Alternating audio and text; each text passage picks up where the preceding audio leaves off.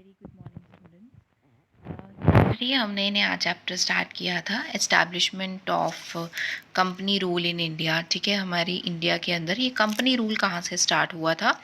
और कल हमने एक इंट्रोडक्टरी पार्ट किया था कि ईस्ट इंडिया कंपनी एक्चुअली में इंडिया में कैसे एस्टैब्लिश हो गई। देखो बेटा, सिंपल सी बात है कि पहले जो बाहर से कंट्रीज से, एरिया से कुछ लोग आते थे यहाँ पर, जैसे ब्रिटिशर्स आए थे, वैसे और भी बहुत सारे आते थे लोग, जैसे यूरोपियन कंट्रीज से आते थे। उन सबका एक ही मकसद होता था कि वो यहाँ पर ट्रेडिंग स्टार्ट कर सके, बिकॉज इंडिया के पास बहुत सारे रिसोर्सेज थे। वो यहाँ के रिसोर्सेज अपनी कंट्रीज़ में लेके जाना चाहते थे, और इंडिया के पास इतनी ज़्यादा वो कैपेबिलिटी नहीं थी उस टाइम पर कि वो इस चीज़ को रोक सके। ठीक है, बिकॉज हमारी जो पॉलिटिकल कंडीशन थी वो इतनी अच्छी नहीं थी। तो उस टाइम पर बहुत सारी कंट्रीज से अलग अलग लोग यहाँ पर आए, और उनका सिर्फ एक ही ऑब्जेक्टिव था, to do the trade in our country. वो तो ग्रेजुअली धीरे धीरे ऐसा हुआ कि ये सारी कंट्रीज, जितने एरियाज़ में से ये लोग आए थे, उसमें से ब्रिटिशर्स सबसे स्ट्रांग निकले, और उन्होंने ट्रेडिंग तो ऑक्यूपाई की ही की, साथ ही साथ उन्होंने फ़ायदा उठाते हुए हमारी टेरिटरीज़ को भी ऑक्यूपाई करना शुरू कर दिया, और ग्रेजुअली उन्होंने पूरे इंडिया पर अपना कंट्रोल बना लिया था। इसीलिए उन्होंने कहीं ना कहीं इंडिया को बहुत ज़्यादा नुकसान पहुंचा दिया। अब बात यह है कि हमारा जो नेक्स्ट टॉपिक इस चैप्टर का है, जो बहुत ज़्यादा इंपॉर्टेंट भी है, that is Carnatic Wars. Carnatic Wars में क्या था बेटा, ये इसमें कुछ वॉर्स हुए थे। कार्नेटिक का भी मतलब बताती हूँ अभी। कुछ वॉर्स हुए थे।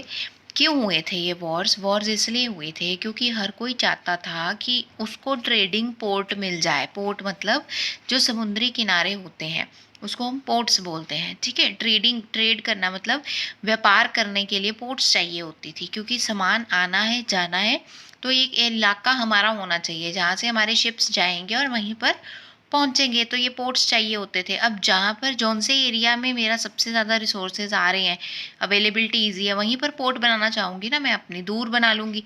सामान कहीं और से आना है, और बना रही हूँ ट्रेडिंग पोर्ट कहीं और साउथ में जाके, तो ये डिफ़िकल्ट हो जाती है सिचुएशन। इसलिए और हर कोई चाहता था कि उसको ट्रेडिंग पोर्ट मिल जाए। उस टाइम पर बेसिकली 4 ऐसे एरियाज से लोग आ रहे थे हमारी कंट्री में ट्रेड करने के लिए। इसमें से थे ब्रिटिशर्स सबसे पहले नंबर पे, दूसरे थे फ्रेंच। ठीक है, फ्रांस से जो लोग आए हुए थे। तीसरा हमारा ब्रिटिशर्स हमारे इंग्लैंड के होते हैं, ये फ्रेंच जो है सारे ये हमारे फ्रांस से आए। फिर डच आए थे, फिर हमारे पोर्टुगल से लोग आए हुए थे। जो डच और पोर्टुगल्स थे वो वीक थे। ठीक है, वो पहले ही आप समझ लो कि वो पहले ही थोड़े एग्जिट में पॉइंट में चले जा चुके थे, वो कमज़ोर थे, वो निकल गए थे। तो बेसिकली क्या हुआ, ये जो फ्रेंच और इंग्लैंड वाले ब्रिटिशर्स थे, इन दोनों के आपस में बहुत ज़्यादा झगड़े होते थे। ये कहते थे हमें ये पोर्ट ऑक्यूपाई करनी है, तो एक दूसरे पे आक्रमण करवाते रहते थे, वॉर्स होते थे इस वजह से। अब जैसे उस टाइम पर अगर हम बात करें, वो क्या करते थे आसपास की टेरिटरीज को ऑक्यूपाई करने के लिए, जैसे मुझे वो वाली पोर्ट चाहिए, तो मैं उसके जो टेरिटरी में जो राजे महाराजे होंगे उनको खरीदना शुरू कर दूंगी, उनको लालच देना शुरू कर दूंगी कि तुम मेरे लिए ये करोगे तो मैं तुम्हारे लिए ये करूँगा। मतलब जैसे ब्रिटिशर्स के पास स्ट्रॉन्ग मिलिट्री फोर्स थी, तो वो उनको राजों को यही लालच देते थे कि कल को तुम पे कोई अटैक करेगा तो हम अपनी मिलिट्री फोर्स की सारी सपोर्ट तुम्हें दे देंगे। इसीलिए वो राजे भी उनकी बात को मान जाते थे। तो बेसिकली अब ये जो 4 मैंने आपको बताया एरिया से मेजर ट्रेडिंग करने आते थे लोग, 2 निकल गए, ब्रिटिशर्स और मैं फ्रांस की बात कर रही हूँ अभी। ठीक है, तो फर्स्ट कार्नेटिक वॉर हुआ, सेकंड कार्नेटिक वॉर हुआ, थर्ड कार्नेटिक वॉर हुआ। कार्नेटिक का मतलब समझो। कार्नेटिक का मतलब है बेटा साउथ के एरियाज की थोड़ी सी स्टेट्स का नाम है, आ जाता है इसके अंदर। जैसे तमिलनाडु आ गया, ठीक है, थोड़ा आंध्र प्रदेश का एरिया आ जाता है। ये वाले जो एरियाज थे, ये सारे कार्नेटिक एरियाज का नाम दे दिया जाता है इसको। ठीक है, कार्नेटिक वर्ड बना दिया। ये कोस्टल एरियाज थे सारे। तो कोस्टल एरियाज आपको पता है समुद्री इलाके हैं, उनको चाहिए थे, यहाँ पोर्ट्स बनी हुई थी। तो कार्नेटिक एरियाज में ही वॉर होते थे सारे के सारे, वो पोर्ट्स को हासिल करने के लिए। इसीलिए इनको कार्नेटिक वॉर्स बोल दिया जाता था। और होते किसके बीच में थे? ब्रिटिशर्स और फ्रांस के बीच में होते थे, फ्रेंच वाले लोगों के बीच में होते थे। इंग्लैंड एंड फ्रांस, यहाँ पे नाम लिखा हुआ है। तो फर्स्ट कार्नेटिक वॉर की हम बात करते हैं। ये हुआ क्या था 1740 में एक ऑस्ट्रियन सक्सेशन हुआ था, मतलब एक जीत हासिल की गई थी। किस किस के बीच में हुआ था? ऑस्ट्रिया एंड प्रूशिया के बीच में हुआ था, ठीक है। ये फर्स्ट कार्नेटिक वॉर उसकी वजह से स्टार्ट हुआ था। हुआ क्या था कि इस वॉर के अंदर इंग्लैंड और फ्रांस दोनों आपस में लड़ाई कर रहे थे, ठीक है। और उस टाइम पर जो नवल ऑफिसर था ब्रिटिशर्स का, अंग्रेज़ों का नवल ऑफिसर था, वो इंडिया के अंदर एंटर कर गया विद ट्रूप। ट्रूप का मतलब होता है जो उसकी सेना थी। उस नवल ऑफिसर का नाम क्या था? कॉमोडोर बार्नेट नाम था उसका, ठीक है। बट जो फ्रेंच थे, ठीक है, वो कहते थे, जो फ्रांस के लोग वो कहते थे यानी हम तो अमन शांति चाहते हैं। ब्रिटिशर्स को समझाने लग गए कि अटैक वगैरह मत किया जाए। तो उस टाइम पर जो कार्नेटिक एरिया का उन वाली जो एरियाज थी, मैंने आपको बताया आंध्र प्रदेश होगी, तमिलनाडु की, कर्नाटक, ये थोड़ी सी टेरिटरीज के जो नवाब थे उनका नाम था अनवरुद्दीन। ये आपको पूछा जा सकता है कि अब मैंने बोला Carnatic was a group of states, ठीक है, जो पोर्ट्स के पास थी, कोस्टल एरियाज के, तो उसका एक नवाब था, उसका नाम क्या था? अनवरुद्दीन था, ठीक है। वो भी यही कहता था, कहता लड़ाई मत करो, अब फ्रेंच और ब्रिटिश के बीच में लड़ाई होगी, कोई फ़ायदा तो है नहीं। तो जो हमारा कॉमोडर बार्नेट था वो वापस चला गया इंग्लैंड, क्योंकि अमन शांति उन्होंने, वो आया था लड़ाई करने कि उसने ये इंडिया में अटैक करना है, एरियाज़ को ऑक्यूपाई करना है। बट उन्होंने भी, अनवरुद्दीन ने भी बोल दिया और जो फ्रेंच थे उन्होंने भी बोला कि नहीं भाई हमें तो पीस चाहिए। तो बट जो डुप्लिक्स था did not keep his promise. अब ये डुप्लिक्स कौन था? डुप्लिक्स बेटा फ्रेंच का गवर्नर था, ठीक है। एक तरह से ये जो फ्रेंच जिसने प्रपोज किया कि हमें अमन शांति चाहिए, ये उनका गवर्नर था, डुप्लिक्स नाम था उसका। उसने अपना प्रॉमिस किया नहीं, अपने रखा नहीं, तो उसने मद्रास को अटैक कर दिया। मद्रास उस टाइम पर ब्रिटिशर्स के पास था, ठीक है। और जो फ्रेंच थे इनके पास पौंडीचेरी था, ठीक है। ये पौंडीचेरी की पोर्ट से करते थे, वो मद्रास की पोर्ट से करते थे। तो जैसे ही वो बाहर गया, बार्नेट चला गया यहाँ से, तो डुप्लिक्स ने पीछे से अटैक कर दिया और मद्रास को ऑक्यूपाई कर लिया। अब नवाब के कंप्लेंट चलेगी, ब्रिटिशर्स ने नवाब से शिकायत की कि तुमने क्या किया। उन्होंने वॉर कर दिया फ्रेंच के ऊपर। और ये वॉर कब हुआ था? 1746 में। एक ये चीज़ याद रखनी है, किसने प्रॉमिस नहीं की, कीप किया? डुप्लिक्स ने नहीं किया। नवाब कौन था कार्नेटिक एरियाज का? अनवरुद्दीन था, ठीक है। 3 क्वेश्चन हो गए। और इस बैटल में अनवरुद्दीन को हरा दिया गया था बाय द फ्रेंच। सबसे पहले तो देखो ये जो बैटल हुई थी ये नवाब ने की थी, क्योंकि नवाब, डुप्लिक्स एंड नवाब दोनों ने ही कहा था कि अमन शांति चाहिए। डुप्लिक्स ने धोखा दे दिया, तो जो ब्रिटिशर्स थे यहाँ थोड़ी ना, उन्होंने नवाब से शिकायत कर दी, लड़ाई कर दी, नवाब ने युद्ध करवा दिया फ्रेंच के साथ। बट जो फ्रेंच थे उन्होंने अनवरुद्दीन को हरा दिया। और ये जो ऑस्ट्रियन सक्सेशन था ये कहीं ना कहीं ख़त्म हो गया। तो ये 46 से 48 के बीच में चला था, 2 साल के लिए। ये वाला, ये भी एक क्वेश्चन आ सकता है कि फर्स्ट कार्नेटिक वॉर कितनी देर के लिए चला था, ये ऊपर भी लिखा गया है, ठीक है। तो और जो फ्रांस की पावर थी वो भी कहते कहीं ना कहीं वीक हो चुकी थी इंडिया के अंदर, क्योंकि अब नवाब की भी सपोर्ट नहीं थी उनको।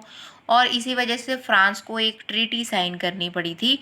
ट्रीटी होती है एक एग्रीमेंट, ठीक है, एक एग्रीमेंट बनाना पड़ गया, जिसके तहत उन्होंने फिर से मद्रास को इंग्लैंड को वापस कर दिया था, क्योंकि फ्रांस यहाँ पे वीक हो गई थी, उनके पास इतनी ज़्यादा सपोर्ट अब नहीं रही थी, ठीक है। तो यहाँ पे 2-4 जो क्वेश्चंस मैंने आपको बताया ये आपने खुद फ्रेम अप करने हैं, ठीक है, इस पैराग्राफ में से। नेक्स्ट हमारे पास है second Carnatic Wars. Second Carnatic war के अंदर क्या होता है, ये क्यों हुआ था, किसके बीच में? अब इसका फर्स्ट कार्नेटिक वॉर से ज़्यादा लेना देना नहीं है, ठीक है। बट ये सेकेंड कार्नेटिक वॉर भी उसी चक्कर के ट्रेडिंग को लेके हुआ था।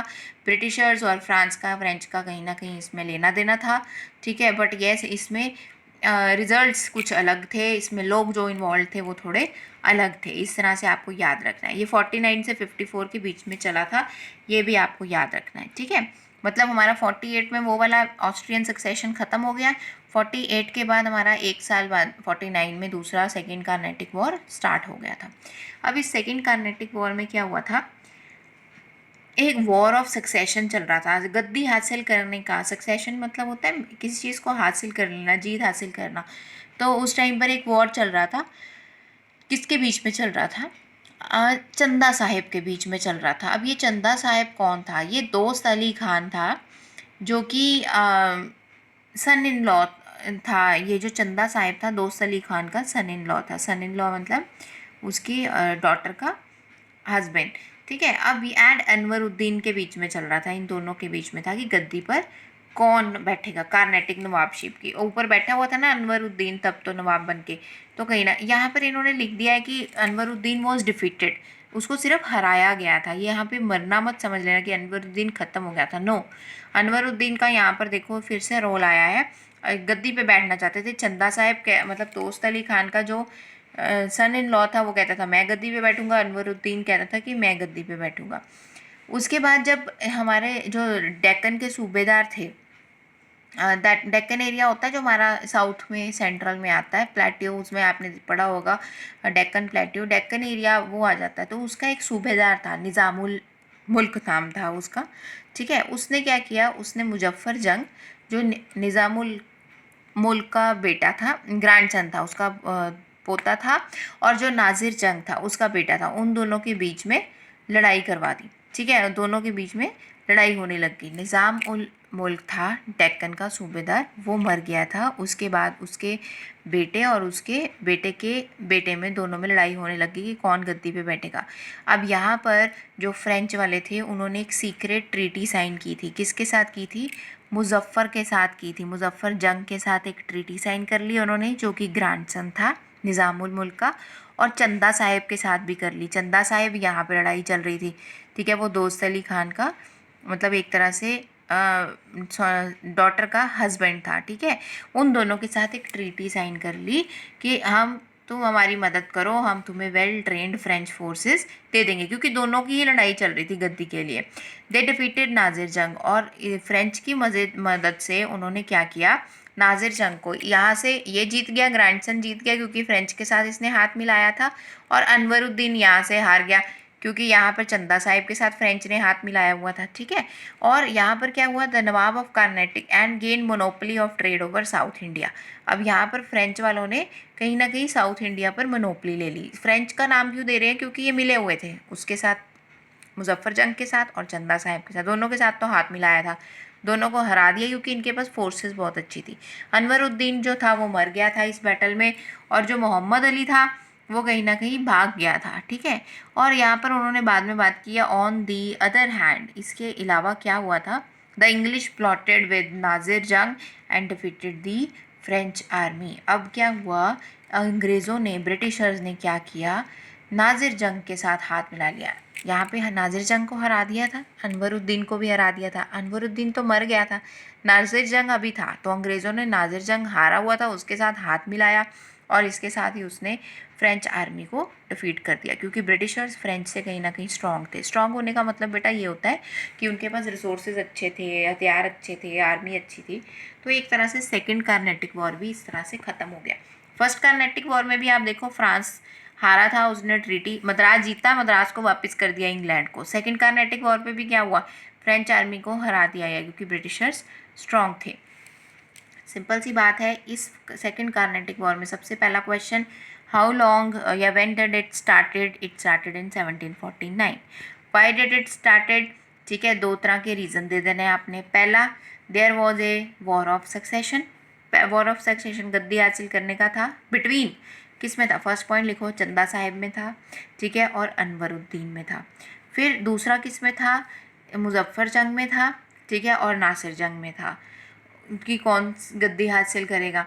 जो फ्रेंच वाले थे उन्होंने मुजफ्फर जंग को वहाँ से ख़रीद लिया, ठीक है, और वहाँ से चंदा साहिब को ख़रीद लिया, और इससे उन्होंने किसको हरा दिया, जो उनके ऑपोजिट थे, अनवरुद्दीन को हरा दिया और नासिर जंग को हरा दिया। उसके बाद ब्रिटिशर्स ने नासिर जंग के साथ हाथ मिला लिया, और फिर किसको हरा दिया, फ्रेंच वालों को हरा दिया, ठीक है। और इस वजह से अगेन फ्रेंच आर्मी यहाँ से डिफीट हो चुकी थी, कहीं ना कहीं ख़त्म हो गई थी। उसके बाद हमारे पास आ जाता है third Carnatic war. Third Carnatic war को भी बहुत ध्यान से समझना। इसमें क्या था, ये 1756 में स्टार्ट हो गया था। वो ऊपर वाला 54 में था, 55 में कुछ नहीं हुआ, 56 में ये वॉर स्टार्ट हो गया था between the French and the English. अब यहाँ पर क्या था, जब जो फ्रेंच लोग थे उन्होंने मद्रास को एक तरह से मतलब हाथ सीज्ड कर लिया था। फ्रेंच लोग मतलब जो फ्रांस था उन्होंने मद्रास को एक तरह से हासिल कर लिया था। तो Robert Clive sent colonel Forde to occupy northern Circars. Northern Circars क्या थे, जो एरियाज़ थे नॉर्थ एरिया के अंदर आ जाते हैं हमारे, उन सबको आज ना। रॉबर्ट क्लाइव नाउ कौन था, रॉबर्ट क्लाइव जो था वो ब्रिटिशर्स का गवर्नर था, मतलब ईस्ट इंडिया कंपनी की तरफ से आप मान लो एक गवर्नर बना हुआ था बंगाल का उस टाइम पर। तो उसने क्या बोला, कॉलोनल फोर्ड को भेजा कि तू जो नॉर्दर्न सरकार्स के एरियाज़ है सारे के सारे ऑक्यूपाई करा। अब जो फोर्ड था उसने अपना काम कर लिया और अपने अंडर किसको ले आया, सलाबत जंग को ले आया। ठीक है, वो हैदराबाद का चौथा निज़ाम था, मतलब चौथा एक तरह का शासन करने वाला राजा था सलाबत जंग को। सलाबत जंग ने सारे नॉर्दर्न सरकार ब्रिटिशर्स को दे दिए थे, क्योंकि उसने उसको अपने कंट्रोल में ले लिया था। अब एक लड़ाई हुई थी 1760 में, 56 में तो ये हुआ था वॉर स्टार्ट, बट ये 1760 में वंडीवाश में था, तमिलनाडु में एक एरिया है, वहाँ पे लड़ाई स्टार्ट हो गई थी इंग्लिश और फ्रेंच के बीच में।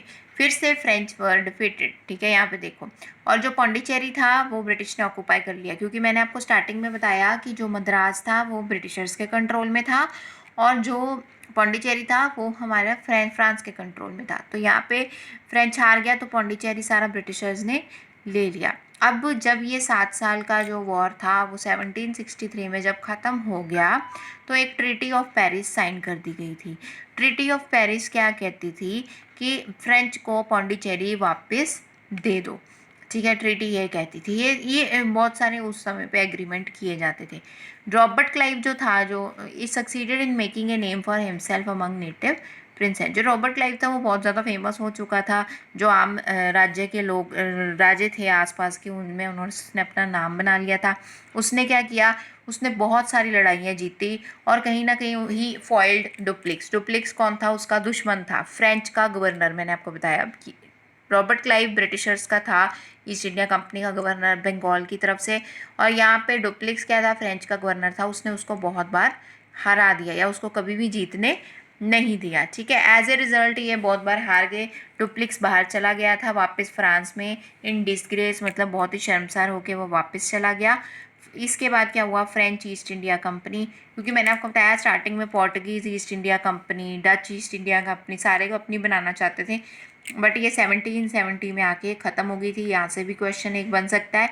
The French ambitions of establishing the empire in India ended and the British supremacy was firmly establish. ठीक है, ब्रिटिश ही सुप्रीम यहाँ पे माना गया था। ठीक है, तो सिंपल सी बात है, रॉबर्ट क्लाइव ने फोर्ड को भेजा था कि वो नॉर्दर्न सरकार्स को हासिल कर ले। फोर्ड ने क्या किया, सलाबत जंग को अपने कंट्रोल में लिया, जो कि फोर्थ निज़ाम था हैदराबाद का। सलाबत जंग ने सारे के सारे नॉर्दर्न सरकार्स उसको दिलवा दिए। ठीक है, अपने ब्रिटिशर्स को, फ्रेंच को हरा दिया गया। जो फ्रेंच हार गई तो पौंडीचेरी जो फ्रेंच की पोर्ट थी वो उन्होंने हासिल कर ली ब्रिटिशर्स ने।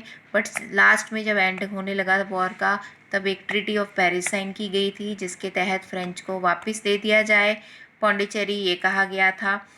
सिर्फ ये ट्रीटी साइन की गई थी और उसमें ये कह दिया गया था, बाकी और ज़्यादा कुछ कंट्रोल नहीं दिया गया था फ्रेंच वालों को। रॉबर्ट क्लाइव सक्सीड कर बहुत ज़्यादा कर गया था, मतलब बहुत आगे निकल गया था लोगों में, उसने बड़ा नाम बना लिया था अपना। उसने बहुत सारी लड़ाइयाँ लड़ी, सारे आम राज्य के जो लोग थे, मतलब जो राजे महाराजे थे छोटे छोटे एरियाज़ के, उनके साथ हाथ मिला के उसने डुप्लिक्स को कभी भी जीतने नहीं दिया। डुप्लिक्स फिर वापस चला गया था फ्रांस में। ठीक है, और ईस्ट इंडिया कंपनी, जो फ्रेंच की ईस्ट इंडिया कंपनी थी, वो कहीं ना कहीं अपना कंट्रोल यहाँ पर इंडिया के अंदर ख़त्म कर चुकी थी, अब उसका कोई कंट्रोल नहीं रहा था। ठीक है, with this the three Carnatic wars are over. आपको ही करना क्या है, इन तीनों में से नोट्स प्रिपेयर करने हैं, क्वेश्चंस फ्रेम करने हैं। जो जो क्वेश्चंस मैंने आपको जिस तरह से बताए हैं वैसे वैसे हैं। ये आप पे डिपेंड करता है कि आप कितने क्वेश्चंस एक पैराग्राफ में से निकाल सकते हो। ठीक है, आपको सिर्फ अंडरस्टैंडिंग होनी चाहिए कि एक्चुअल में किस वॉर के अंदर क्या हुआ था। Thank you so much for watching the video.